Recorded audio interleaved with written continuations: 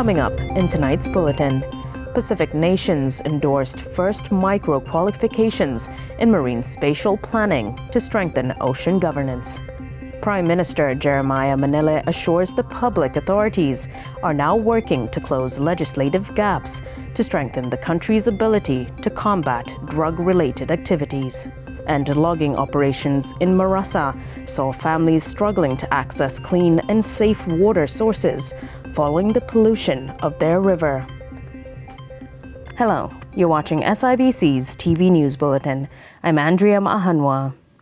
In a landmark move to strengthen ocean governance and sustainable marine management, Pacific stakeholders have officially endorsed the region's first ever micro-qualifications in marine spatial planning, paving the way for accredited training across the region. Sharon Anau reports. Stakeholders from across the Pacific today have officially endorsed the design of the region's first ever micro-qualifications in marine spatial planning, MSP. The signing held in Honiara marks an important step towards filling critical skills and knowledge gaps in the region. Since February, we've had 3 meetings where we've discussed, we've viewed, we've looked at what are the capabilities that's required. And so we've developed 2 qualifications or micro-qualifications. One is like an overview of marine spatial planning, which is called Develop a Marine Spatial Plan in the Pacific context. And the other is using GIS tools for marine spatial planning. So these were our first 2 micro-qualifications. This morning now everybody feels confident in what we've developed, and so they're able to sign. So this is like, I guess you would call it the design phase. So there's acceptance, endorsement of this design phase. So it's a very important process that we develop these qualifications and we're building those skills and capacity in the region, in countries, in the Solomon Islands.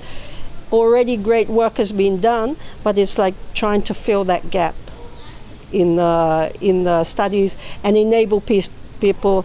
You don't have to go back and do a full degree or a master's. It's to pick out those bits where there's the gap, and that's the importance of the micro-qualifications. MSP helps communities, governments and ocean users make informed decisions about how marine areas are used, balancing biodiversity, cultural values, economic activity and climate change. So that alignment is important for SINU and also for qualification development is important to us, especially when we have new issues emerging inside law, especially when we talk about the ocean space, taka new issues so that come up. So marine spatial planning is very important work where government prioritize him too, yeah. And him sit with them na Ocean 12 o kata lead him na di Salawaka. So for SINU, pami reflect ko back lo role SINU, alignment him important, and so the Salawaka lo MSP him relevant lo Solomon Islands context in the region as well. With the signing complete, the program will undergo the formal accreditation process.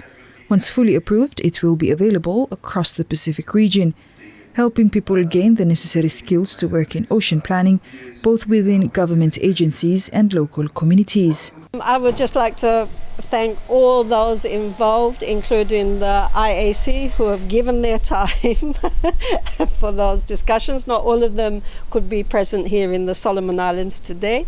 And I would like to also thank SINU and also the government of Solomon Islands for allowing us to do this final piece in the design here in the Solomon Islands. SIBC TV understands the development of the micro-qualifications is part of the Pacific Community's marine spatial planning services, supported by the New Zealand Ministry of Foreign Affairs and Trade and the United States Department of State. Sharon Nanau, SIBC TV. Public concerns over drug production and abuse has intensified in the Solomon Islands following the discovery of a third suspected narco submarine off the coast of northeast Malaita. The incident and current trend of illegal substance abuse in the country has raised questions on how the government and law enforcement will respond to the issue. Addressing the matter in a press conference, Prime Minister Jeremiah Manele said authorities are now working to close legislative gaps to strengthen the country's ability to combat drug-related activities. I'm aware of the challenges posed by drugs, illicit drugs in our country. I've been informed by our Commissioner of Police on those incidences. We do have legal gaps. A good number of our legislations are outdated. As we speak, the AG chambers, they are meeting right now with other stakeholders, including police, to look at these gaps and quickly come up with amendments to the current outdated legislations, so we can address issues of production as well as those who are involved, so that we can have strong actions taken against them. At the moment there are gaps, and some of these gaps we are handicapped by them. We are not able to do in terms of prosecution. So it is a priority and one that we would like to quickly bring to Parliament, hopefully before the end of the year or by the end of the year, if not the first session next year. Families in Marasa are struggling to access clean and safe drinking water following pollution of their local river, which residents say began soon after logging operations by Woodland Company commenced in their area. Sharna now with the details. Logging operations in Marasa saw families struggling to access clean and safe water sources following the pollution of their local river. Speaking to SIBC TV, residents in Marasa said that shortly after the logging company began operations, their rivers and streams began to dry up and turn brown in color.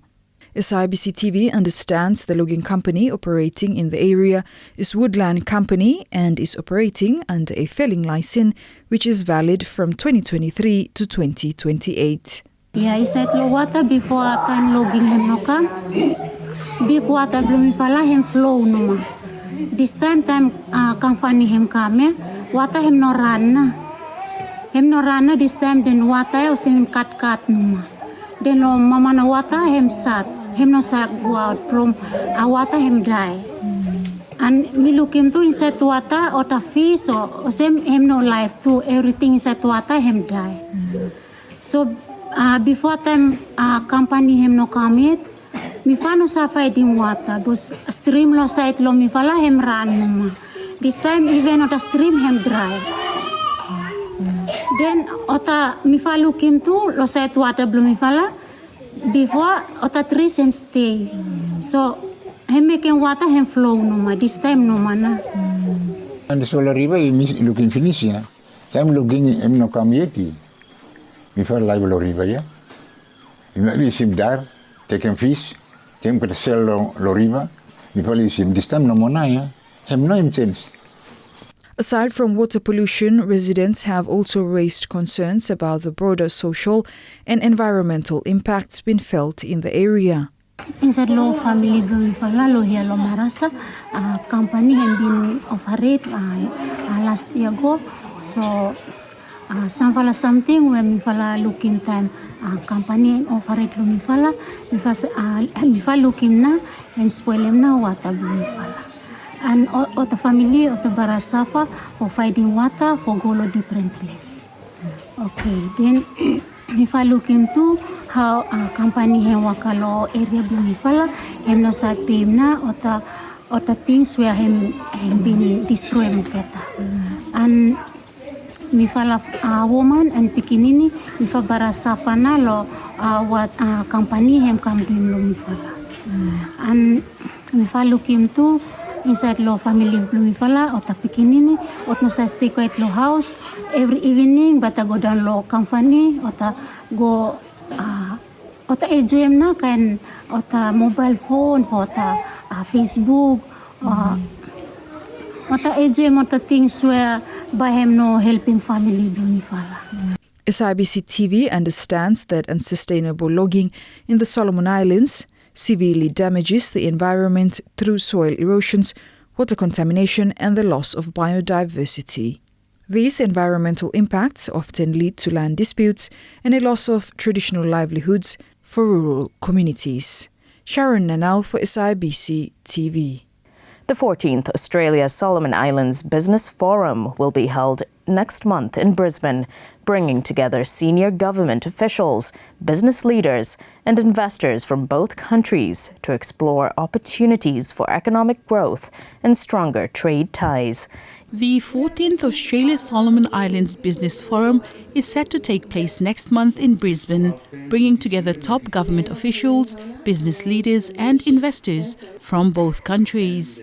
The annual event comes at a crucial time as Solomon Islands works to strengthen its economy through reforms, improve growth outlooks and efforts to develop new sectors beyond logging. For us, the private sector, we've looking this for opportunity as one of the good opportunities to drive investment into the country and driving employment as well, creation of job, and also drive contribution to the economy. So this 14th Australia Solomon Islands Business Forum, it's timely that it happens this coming month in November. And we look forward towards a lot of engagement between government to government and also private sector and private sector as well for both countries. By fostering stronger trade and investment partnerships, local businesses are expected to boost their capabilities and make significant contributions to economic growth. Connecting with Australian companies and accessing the right capacity, the right resources. I think it will give the confidence in our companies to really take on bigger projects. Given Solomon Islands is a country where you may still yet to develop some of our areas for infrastructure, trade, and other sectors here.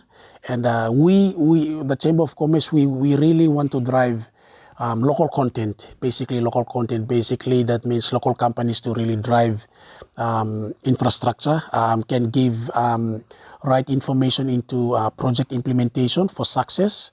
So we want to see more local companies to take that initiative and driving market infrastructures playing Solomon Islands go forward. With new laws like the Special Economic Zone now in place, there are higher chances for international businesses to work with local companies in areas like agriculture, energy, infrastructure, and information technology. Government ministries from Solomon Islands will also be there to talk about investment plans and future projects. The investment climate here in Solomon Islands is quite right at the moment. We've been working with the government to ensure that policies support what we want to do here in the private sector.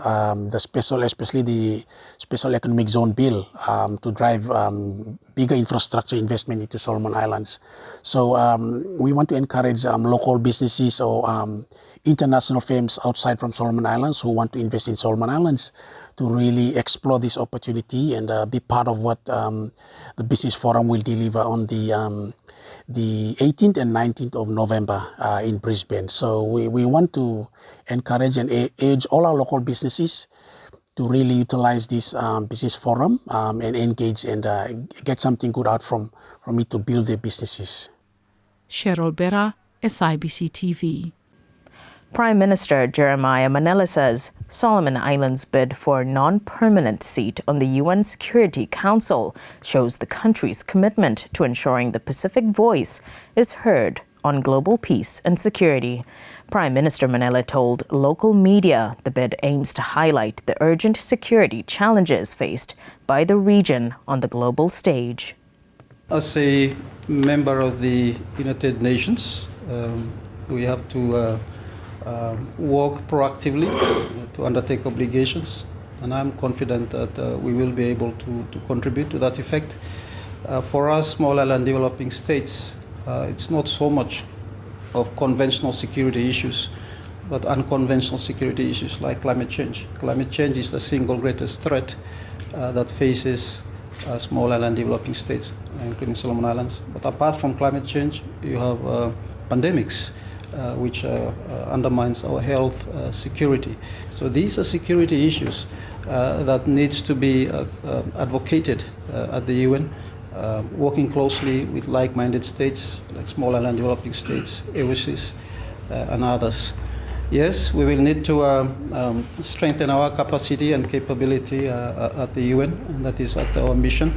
So when that time comes, usually not only small states, but also big states, they increase in terms of their manpower at their missions in order for them to effectively cover the workings of the Security Council during our tenure. And that's news. Follow us on sibconline.com.sb and our SIBC News Facebook page for more of our latest stories. Thanks for watching.